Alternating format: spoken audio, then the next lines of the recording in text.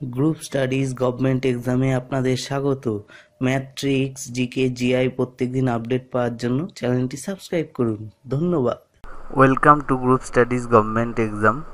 তো বন্ধুরা, আজকে আমরা কুইজের যে মক টেস্ট আমরা করে থাকি রোজ, তার 32 নম্বর পার্টের কিছু কোশ্চেন অ্যান্সারের আমরা আজকে সলভ করব।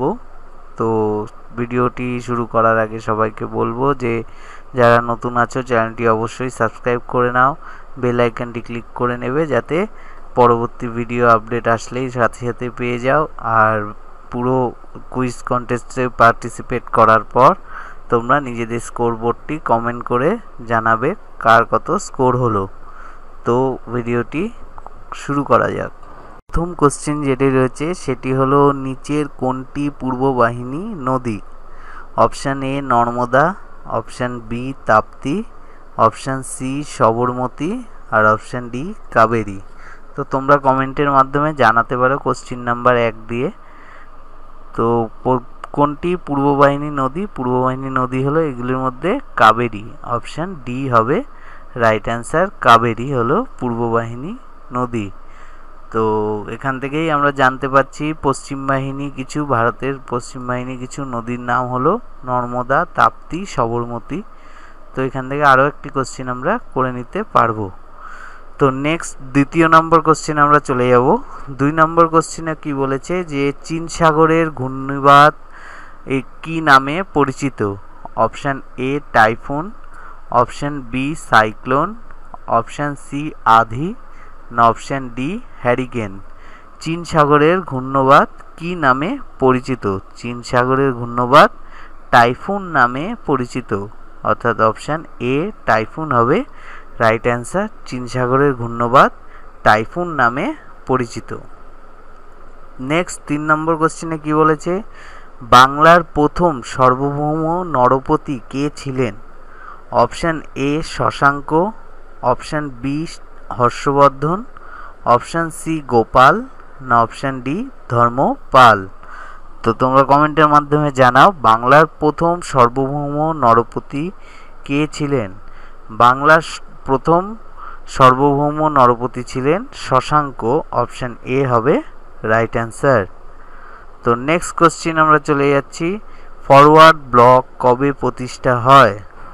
অপশান এ 1939 খ্রিস্টাব্দে, অপশান বি 1940 খ্রিস্টাব্দে, অপশান সি 1941 খ্রিস্টাব্দে, না অপশান ডি 1942 খ্রিস্টাব্দে।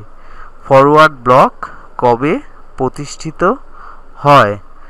ফরওয়ার্ড ব্লক প্রতিষ্ঠিত হয় 1939 খ্রিস্টাব্দে। অপশান এ হবে রাইট অ্যান্সার। 1939 খ্রিস্টাব্দে তৈরি হয় ফরওয়ার্ড ব্লক। তো নেক্সট 5 নম্বর কোশ্চেনে বলেছে বিক্রমশিলা মহাবিহার কে নির্মাণ করেছিলেন? Option A Ramapala, option B Devapala, option C Dharmapala, না অপশান ডি দ্বিতীয় গোপাল। তো বিক্রমশিলা মহাবিহার নির্মাণ করেছিলেন ধর্মপাল।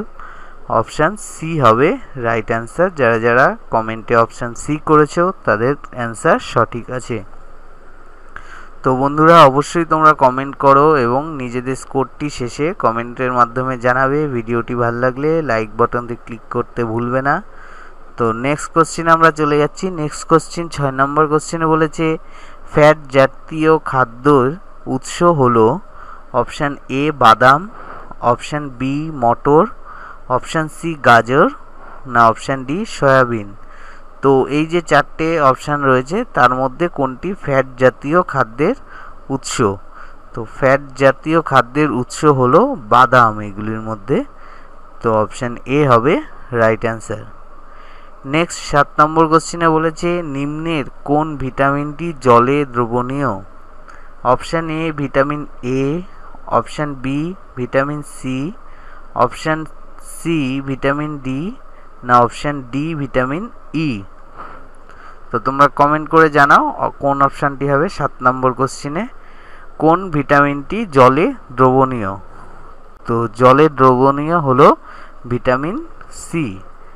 এটি শর্টকাট পদ্ধতি রয়েছে মনে রাখার, তো সেটা তোমরা উপরে যে আই বটনটি এখানে দেখতে পাচ্ছ ভিডিওটির উপরে, সেখানে ক্লিক করলে তোমরা ভিডিওটি দেখে নিতে পারবে যে শর্টকাট কোন ফর্মুলা দ্বারা এটি মনে রাখা যায়।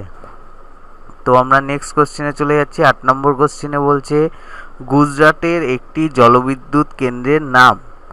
Option A Rihand, option B Ukai, option C Loktak, option D Khopoli. তো কোনটি হবে? গুজরাটের একটি জলবিদ্যুৎ কেন্দ্র হলো এই চারটে অপশানের মধ্যে উকাই হলো গুজরাটে অবস্থিত একটি জলবিদ্যুৎ কেন্দ্র। তো গুজরাটের একটি জলবিদ্যুৎ কেন্দ্রের নাম উকাই, অপশন বি হবে right answer.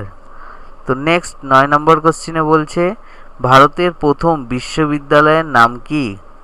Option A Chennai বিশ্ববিদ্যালয়, অপশান বি মুম্বাই বিশ্ববিদ্যালয়, অপশান সি কলকাতা বিশ্ববিদ্যালয়, না অপশান ডি কোনোটি নয়, উপরের এগুলির মধ্যে কোনোটি নয়।